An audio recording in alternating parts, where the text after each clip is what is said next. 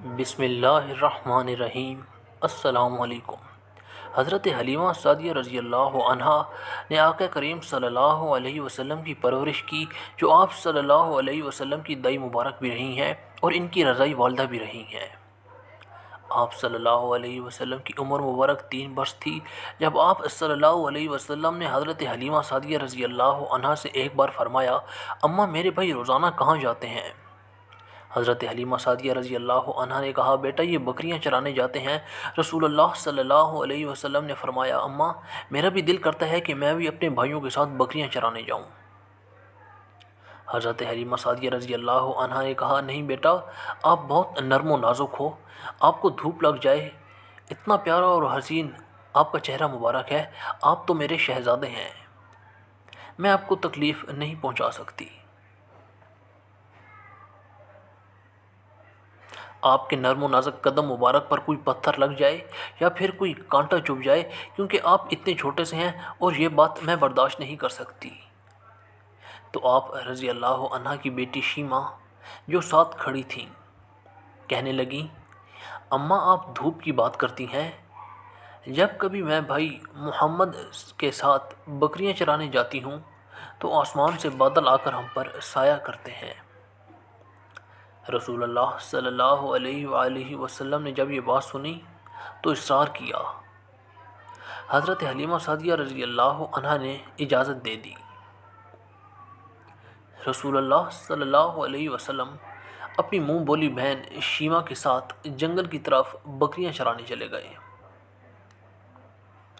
آسمان سے ایک بادل کا ٹکڑا آپ صلی اللہ علیہ وسلم پر اپنا سایہ کیے ہوئے تھا۔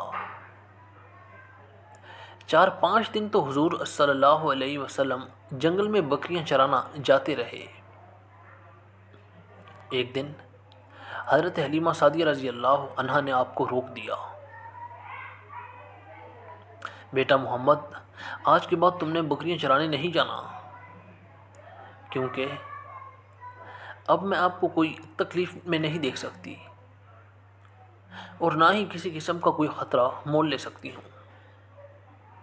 بیٹا مجھے آپ سے بہت محبت ہے، اس لیے میں یہ دوری برداشت نہیں کر سکتی، لہٰذا آپ آج کے بعد گھر سے باہر نہیں جائیں گے۔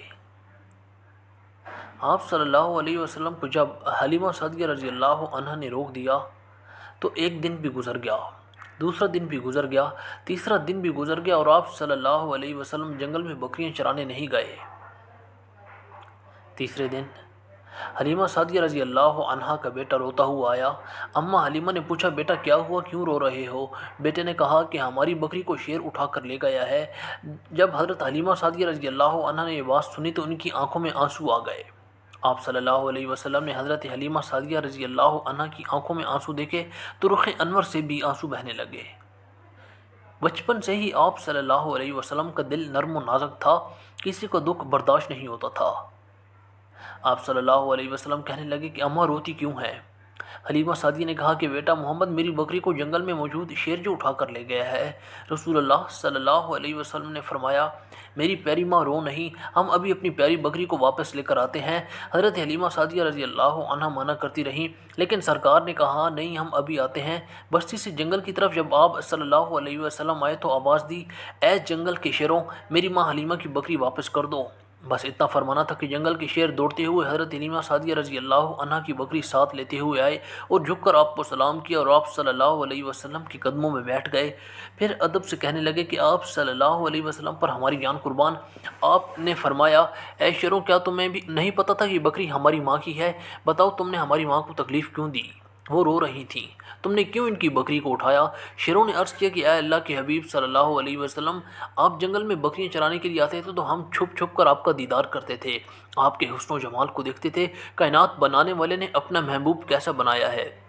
جب 3 دن گزر گئے اور آپ جنگل میں نہیں آئے تو ہم سے بڑے شیر نے کہا کہ اگر حضور صلی اللہ علیہ وسلم کا دیدار دوبارہ کرنا ہے تو حلیمہ سعدیہ کی بکری اٹھا لو۔ اے نبی صلی اللہ علیہ وسلم، اس لیے ہم نے حلیمہ سعدیہ کی بکری اٹھائی تاکہ آپ کا دیدار ہو سکے۔ شیر کہنے لگا، سرکار دو عالم صلی اللہ علیہ وسلم، ہم نے بکری کو کوئی نقصان نہیں پہنچانا تھا اور نہ ہی بکری کو کھانا تھا، بس ہم نے بکری اس لیے اٹھائی کہ آپ کا دیدار مبارک ہو سکے۔